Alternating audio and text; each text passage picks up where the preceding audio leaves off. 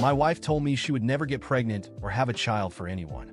But I came home to find out that she had been pregnant for a month, and I had just returned from a 2-month business trip. Fernando, listen to me carefully. I, Julia, have no intention of ever having children because no man is worth the pain of carrying a child for 10 months. Julia told me this during a company dinner.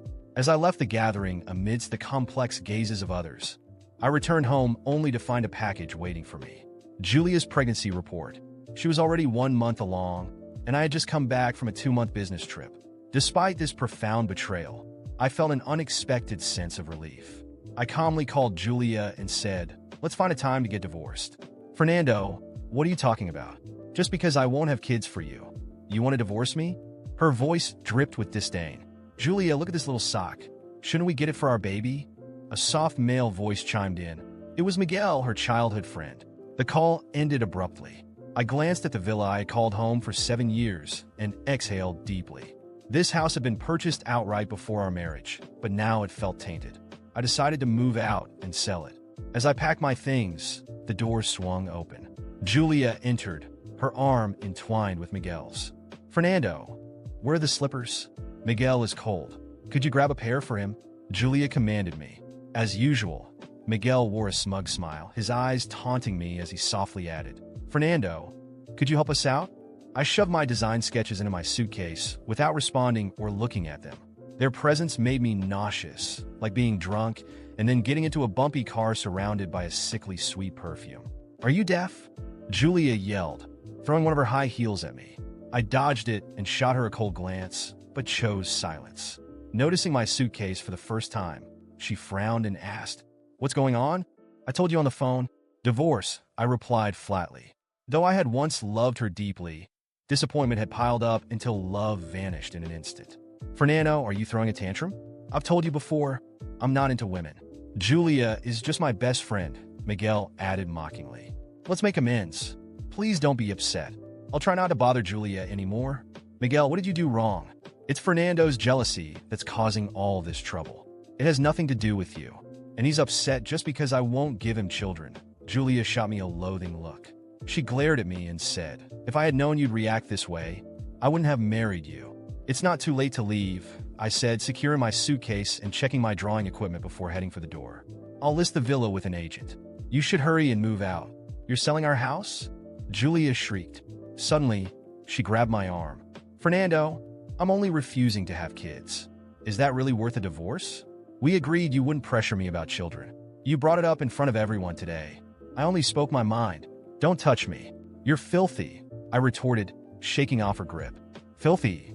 Julia shot back, incredulous. "Are you out of your mind, Fernando?" Her anger flared even more. She had always been proud, and my blatant disdain was clearly unbearable for her. "Isn't that the case?" I countered. "And it was Enrique who brought up the child today, not me. But even if it were me, you should have saved face for me in front of others. Instead, you didn't. Do you think so little of me? Who doesn't know you and Enrique are close?" "He was just speaking for you," she snapped. "And what face do you think you need? I'm the company's chairwoman. It's because I'm your wife that you have any face at all. Once we're divorced, what will you have left?" Her face was filled with mockery as she looked at me. I fell silent, struggling to comprehend how she could say such things. Seeing my silence, Julia thought she had me cornered. She pointed at me and said, "Now apologize to Miguel immediately, or I won't forgive you. Fernando loves you so much. It's normal for him to be jealous." "He doesn't need to apologize," Miguel chimed in with a tone that seemed understanding, but was filled with provocation and smugness. "Did you hear that, Fernando? Miguel is so kind and generous while you're always petty," Julia scoffed. "If Miguel wasn't into women, I might not have even chosen you, because you've been such a disappointment." When I remained silent, Miguel added in a whiny voice, "All right, Julia, don't be too hard on Fernando. Here's what, I'll apologize to him. If he still isn't satisfied, I'll even kneel down and apologize." To my surprise, he actually knelt before me. "Fernando, it was all my fault," he said through tears. "Although I don't like women, I'm still a man in others' eyes. Being around Julia must make you feel embarrassed. That's my oversight, Fernando. I sincerely apologize to you now and promise to cut ties with Julia." Julia's anger only intensified at this scene. She slapped me across the face without warning. I casually brushed her hand away and looked at them coldly. How could she betray me and still have the audacity to lay a hand on me? How dare you hit me? She exclaimed, disbelief written all over her face. I met her gaze silently and said, Julia, I've been away on business for 2 months while you've been pregnant for 1 month with someone else's child. I really want to know where you get the nerve to bark at me like this. As I spoke, I slapped the pregnancy report against her face. Her complexion drained instantly. Panic filled her eyes, but in a heartbeat, her expression hardened. Fernando, I'm your wife. How dare you investigate me? Don't you trust me at all? She shouted. You're pregnant with someone else's child and can still say that? You really are something. I couldn't help but laugh in disbelief. And just so you know, I never investigated you. This pregnancy report just arrived by courier. Miguel cried out, Julia, maybe I filled out the wrong address. That's why Fernando got angry. It's all my fault. It's not your fault, she snapped back at him. This isn't even a big deal. You shouldn't be angry over something like this. She turned her cold stare back to me and said, Fernando, it's your own filthy mind that sees everything as dirty. How could she blame me for being dirty when she was carrying another man's child? Her shamelessness only deepened my disgust. When I found out, I felt a mix of anger and unexpected relief.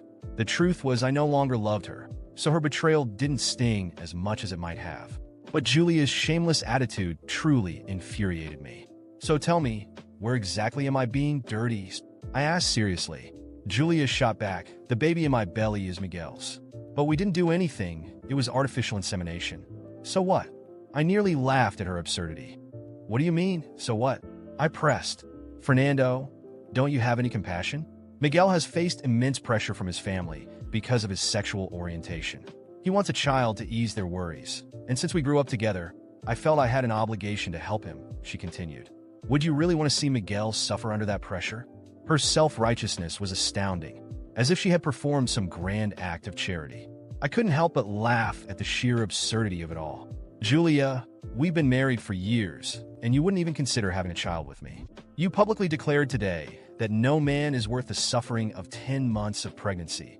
Yet here you are pregnant with another man's child. Where's your dignity? I coldly asked. Julia glared at me and said, So you're still upset because I won't have your child? You're so petty.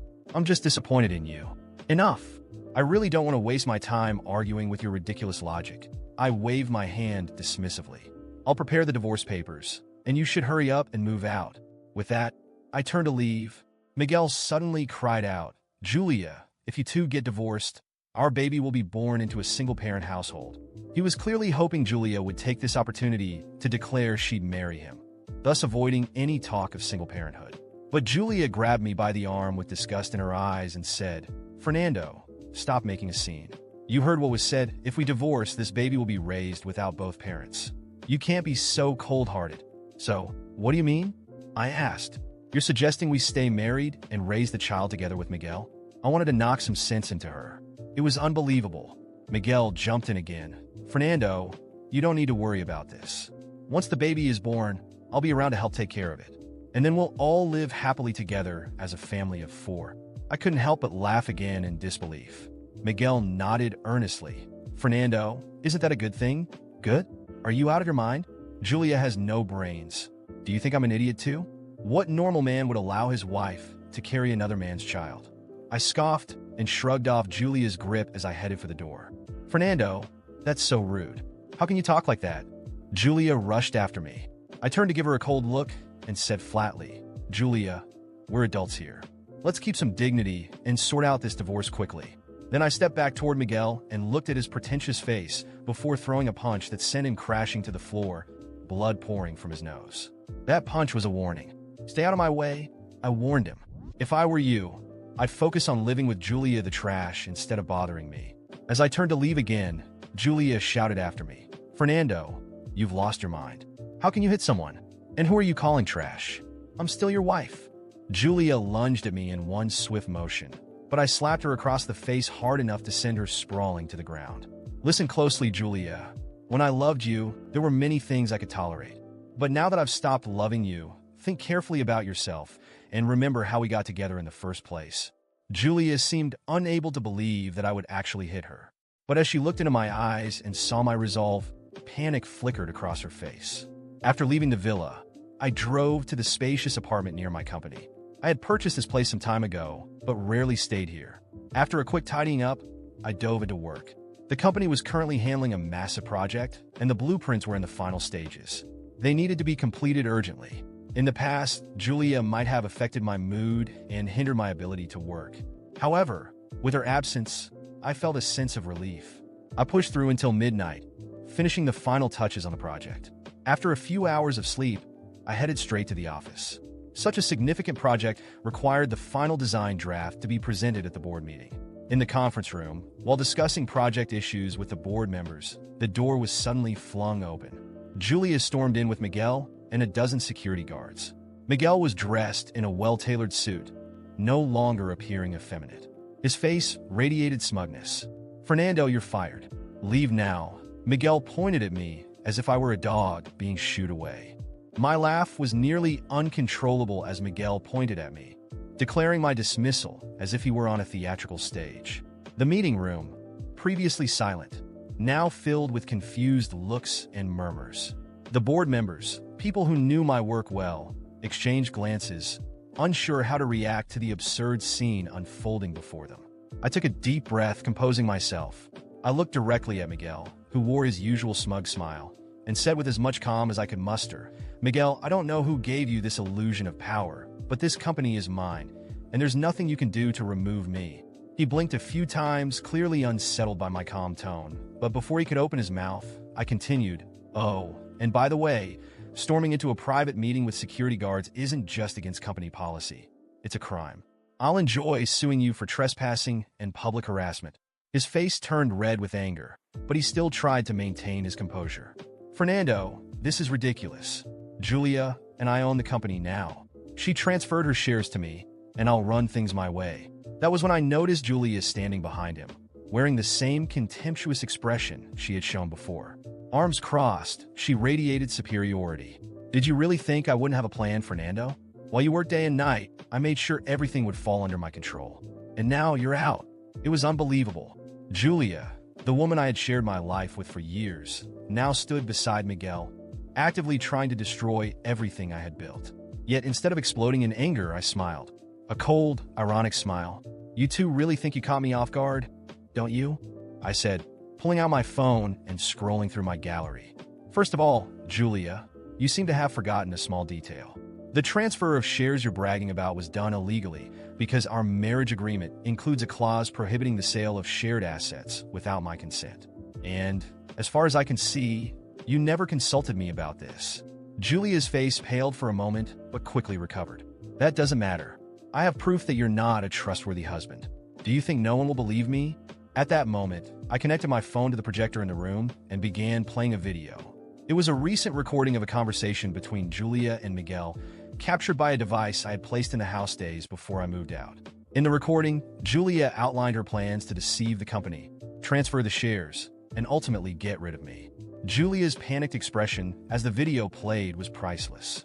Miguel, on the other hand, began visibly sweating. This doesn't prove anything," he stammered, his voice trembling. "You can't use private recordings against us." "Oh, but I can," I replied calmly, "especially when they prove you're attempting fraud. I've already sent all this to my lawyer, and he's handling the rest." The meeting room was completely silent. The board members now looked at Julia and Miguel with obvious disdain. My tone hardened. "Julia, Miguel, you may try to destroy what I've built, but you won't succeed. And now that I have enough evidence, not only will you lose this company, but you'll also face legal consequences." Julia tried to speak, but I raised a hand to stop her. "Enough. This is over for both of you. I'll make sure everything you've done is exposed." The security guards, who had been standing like statues, began shifting uncomfortably, unsure of what to do. Then one of the board members, an older and respected man named Augusto, stood and spoke for the first time. "Fernando, I believe everyone here agrees that your leadership is indispensable. You have our full support to resolve this situation." With Augusto's authority backing me, Julia and Miguel began verbally attacking each other, each blaming the other for the fiasco. I left the meeting room, letting them drown in the chaos they had created. In the following days, the share transfers were reversed, and Julia was formally charged with fraud and violating our marital agreement. Miguel, attempting to escape the accusations, fled but was soon found hiding in a cheap apartment. As for me, I regained full control of the company and, for the first time in months, felt I had complete autonomy over my life. Not only was I free from a woman who never respected me, but I had also exposed her true nature and that of her accomplice, who tried to play the villain. Today, I look back with no regrets. Julia and Miguel destroyed themselves, while I rebuilt my life stronger and more determined than ever. And above all, I proved that no one crosses me without consequences. The silence in the meeting room was almost palpable, broken only by Miguel's authoritative voice. "Fernando, you're fired. Leave now." He pointed at me as if I were a dog being shooed away, and Julia, standing beside him, wore that smug smile only she could manage. The smile of someone who believed they had already won. I took a deep breath. My initial instinct was to explode, but I knew that would only give them the spectacle they were hoping for. Instead, I straightened my posture and looked around. The board members appeared visibly uncomfortable with the way the meeting was unfolding. Some frowned, while others murmured amongst themselves. There was no indication that they agreed with how Miguel and Julia were handling the situation. "With all due respect, Julia," I began, directing my gaze at her. "And Miguel, of course." I paused strategically, letting my words hang in the air. "I understand that both of you want to humiliate me publicly, but before I leave, I believe I have the right to defend myself and clarify a few things." Julia rolled her eyes. "Fernando, please. You're not important enough to need an explanation." "Am I not?" I shot back with a cold smile. "Perhaps not to you, but to this company, to the work I've done over the years. I believe my contributions speak for themselves. And, more importantly, I think the board deserves to know why you're trying to turn a personal issue into a professional one." This seemed to capture the board's attention. One of them, Mr. Augusto, who had always remained neutral, raised his hand. "Julia, I believe Fernando has the right to speak, given the potential impact of this decision on the company." Julia huffed, clearly irritated. "If that's what you want, then let him speak. But he's only wasting our time." Ignoring her comment, I began. "Over the past few years, I've dedicated my life to this company. My contributions, as many of you know, have been significant to the growth of major projects. I've never brought personal problems into the workplace, but unfortunately, the same cannot be said about Julia and Miguel." Miguel tried to interrupt, but I continued without giving him a chance. "What's happening here has nothing to do with my performance or my professional conduct. This attempt to fire me is a personal retaliation. Julia is my wife, or at least she was, until I discovered that she was pregnant by another man while I was away on a business trip. And that man is Miguel." I made sure to look directly at him as I said it. The murmurs in the room grew louder. Some board members looked surprised. Others seemed uncomfortable. "And what does that have to do with your professional conduct?" Julia retorted, trying to regain her composure. "You assaulted Miguel in our home. That's unacceptable, inside or outside of work." "Oh, so that's what this is about?" I asked, feigning surprise. "You're trying to use a personal issue to justify firing me, even though my professional conduct is impeccable? Interesting. Perhaps the board should consider who is truly acting outside professional boundaries here." Mr. Augusto interjected again. "Julia, is it true what Fernando is saying? Is this a personal matter being brought into the corporate sphere?" Julia hesitated. For the first time, her confidence seemed to waver. "That doesn't matter. He's a threat to the integrity of the workplace. Besides, Miguel is already preparing a lawsuit against him for homophobia, due to the punch he received." "Homophobia?" I asked, incredulous. "Miguel, if you're going to sue me for something, at least be honest. I punched you because you were disrespecting me and my marriage, not because you're gay. I won't tolerate having the facts twisted." The board began murmuring again. Some members appeared uncomfortable with the mention of a homophobia accusation. "Regardless," I continued, "the focus should be on the leadership of this company. Julia, as president, you're prioritizing your personal problems over the company's interests. That's not just unethical, it's dangerous." Mr. Augusto spoke again. "Julia, I'm hearing very concerning things here. I believe the board needs to seriously discuss your conduct as president." Julia's face turned red. "You can't be serious. I'm the president of this company. Everything I've done has been to protect it. And bringing security guards into a board meeting? Trying to fire a respected employee for personal reasons? Does that seem like protection to you?" Augusto shot back. The vote was swift. The majority of the board decided to remove Julia from her position as president, for the good of the company. She stormed out of the room, furious, dragging Miguel behind her. Miguel, for his part, couldn't stop throwing angry glances my way. In the following days, Miguel's lawsuit for homophobia was officially filed, but with the evidence I had gathered and the witnesses who supported me, the case was quickly dismantled.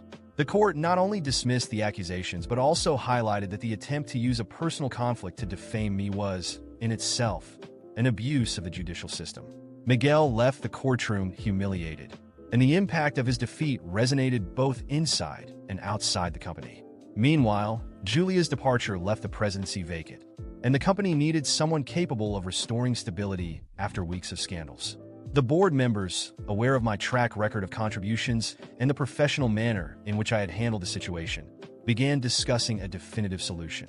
It was during an extraordinary board meeting that my life took an unexpected turn. Mr. Augusto, who had shown himself to be my ally from the beginning, took the floor. Ladies and gentlemen, it is undeniable that Fernando has demonstrated integrity, competence, and commitment to this company, even amidst a storm of personal issues unjustly brought into the workplace. I propose that he be appointed as the next president. The proposal was met with nods of approval and praise. Several board members mentioned specific projects I had led and how my conduct, even in the face of adversity, had been exemplary. The vote was unanimous. When my appointment was announced, I was speechless for a few moments. "I deeply appreciate the trust you all have placed in me," I said, trying to hold back my emotions. "I promise to repay it with dedication and results. I know the recent events have been difficult for everyone, but I am committed to restoring trust and leading this company to new heights." With my appointment formalized, I immediately began working on initiatives to rebuild the company's reputation and stabilize the workplace environment. I restructured teams, implemented stricter ethics policies, and created a safe channel for employees to report issues without fear of retaliation. Miguel attempted to maintain a presence in the company for a while, but his credibility was shattered, and he eventually resigned a few months later. Julia, on the other hand, disappeared from the corporate scene and never again attempted to interfere in my path. Today, looking back, I feel a mix of gratitude and satisfaction. Gratitude for those who believed in me when everything seemed lost, and satisfaction for having won in a fair and just manner. Now, as president, I work every day to ensure that no one else goes through what I endured and to help the company thrive based on solid values and mutual respect. If this experience taught me anything, it is that integrity and truth always find a way to prevail. Months had passed since everything unfolded, and my life had finally found its rhythm. The company was thriving under my leadership, and the peace I had longed for had settled in.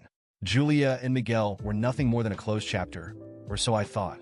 I truly believed I would never hear about them again, until one day, I received a message from a former colleague. "Fernando, you won't believe what just happened. Julia and Miguel are caught up in an even bigger scandal."